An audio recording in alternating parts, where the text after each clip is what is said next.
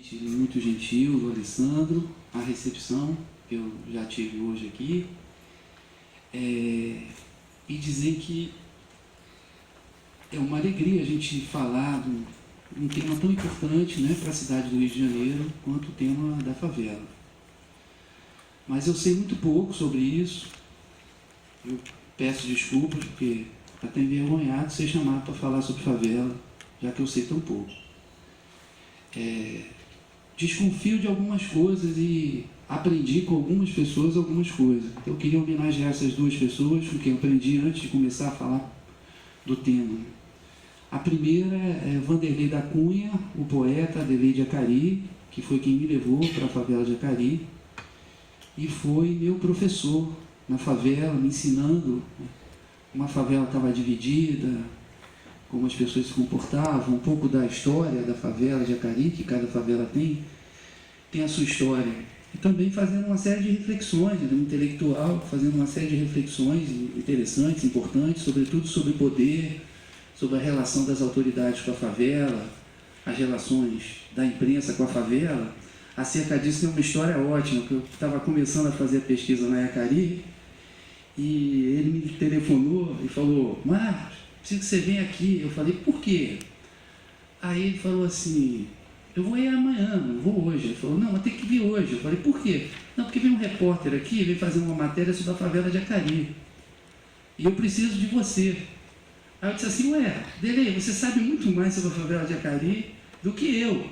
Ele falou: eu sei, mas eu não sou professor universitário, né?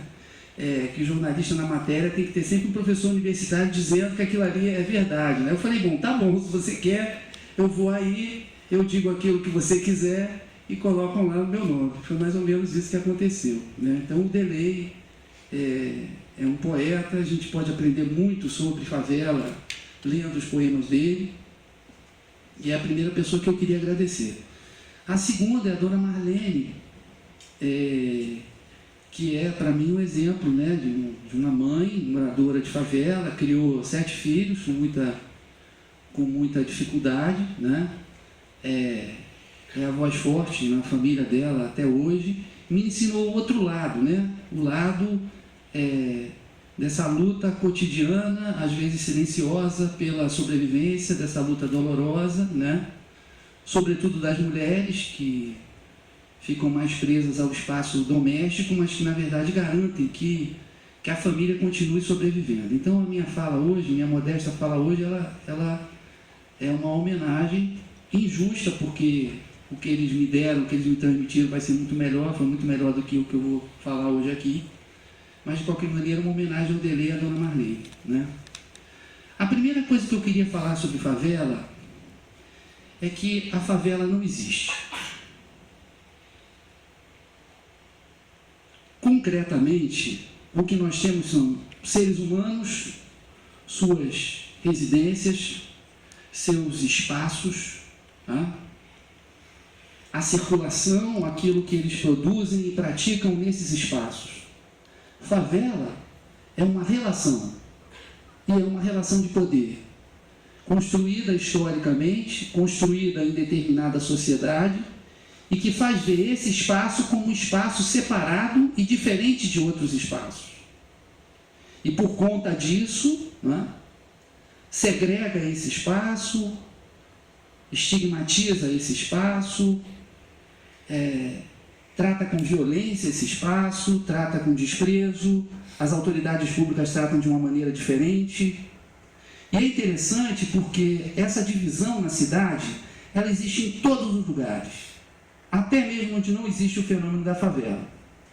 Eu estive na Inglaterra, na cidade de Oxford, que não é uma cidade muito grande, mas que não é tão pequena assim, e eu descobri que tinha um bairro de Oxford que eles consideravam perigoso.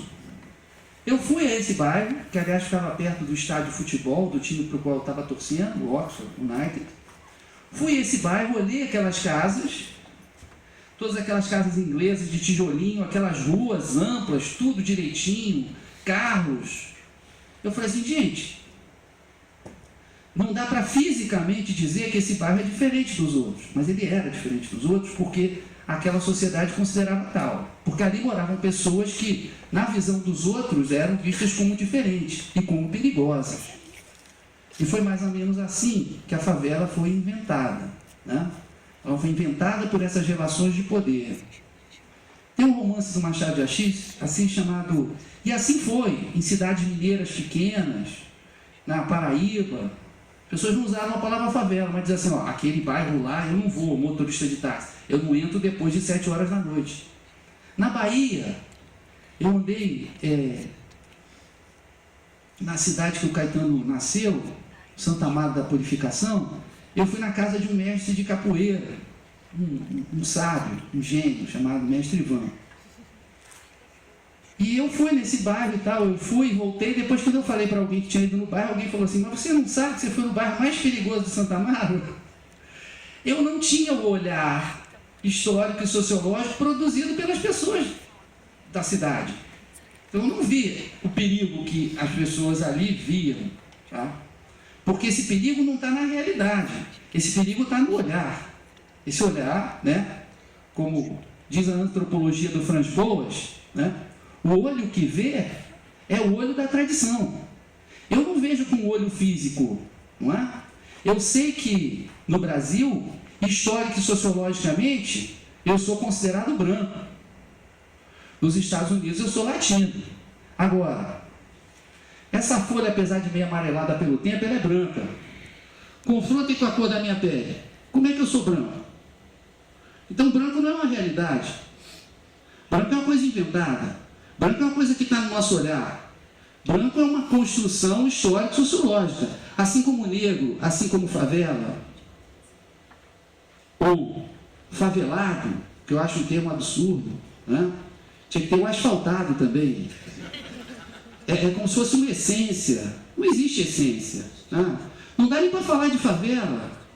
O que a Maré tem a ver com a Rocinha, que tem a ver com a Cari, que tem a ver com Santa Marta? O que elas têm a ver? Apenas uma relação externa, uma relação de poder, a maneira pela qual a cidade lida com elas.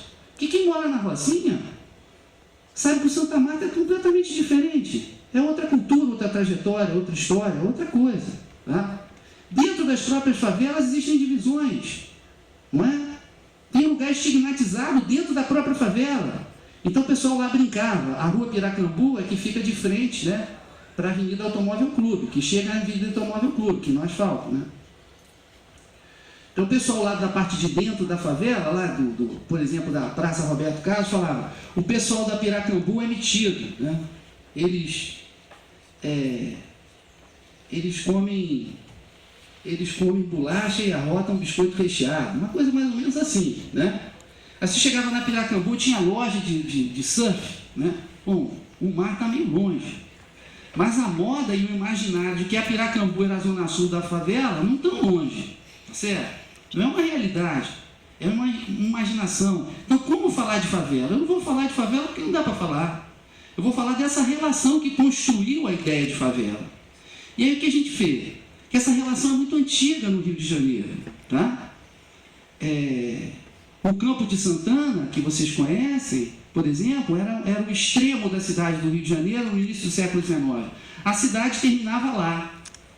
Adivinhe qual era o único espaço da cidade que os negros escravizados, também é importante dizer que não existe escravo, existe um ser humano submetido à condição de escravo. O único lugar onde os negros escravizados, a maioria deles africanos, podiam brincar, cantar e dançar, era lá. Eles não moravam lá, né? Eles estavam presos, mas ali, por quê? Porque era fora da cidade. A cidade do Rio de Janeiro não aceitava aquelas danças, aqueles cantos como parte da cidade. E sempre existiram partes da cidade do Rio de Janeiro que não foram aceitas pela cidade. O Machado de Assis, ele tem um romance de 1904, Esaú e Jacó. Mas esse romance começa em 1871, antes, portanto, do surgimento da primeira favela. Né? O Morro da Favela, o Morro da Providência. Que pode ter sido a primeira ou não, mas isso aí não interessa, isso é besteira. A relação histórica toma vários nomes. Ela já teve o nome de cortiço, ela já teve o nome de cabeça de porco, E ela vai ter o nome de favela agora. E pode mais para frente ter um outro nome. É na relação histórica que a gente deve estar preocupado e pensando. Então, é muito interessante que são duas madames que querem consultar uma cabocla, uma cigana, né? Não é bem uma cigana, é uma cabocla, mas funciona como cigana. Ela vai ler o futuro, vai prever o futuro. E aí é engraçado, porque essas duas madames, o começo do romance é maravilhoso, porque as duas madames estão totalmente sem graça. Por quê? Diz o Machado. Começaram de subir pelo lado da Rua do Carmo, que ainda existe hoje. Não, antes. Era a primeira vez que as duas iam ao Morro do Castelo. Começaram de subir pelo lado da Rua do Carmo. Muita gente há no Rio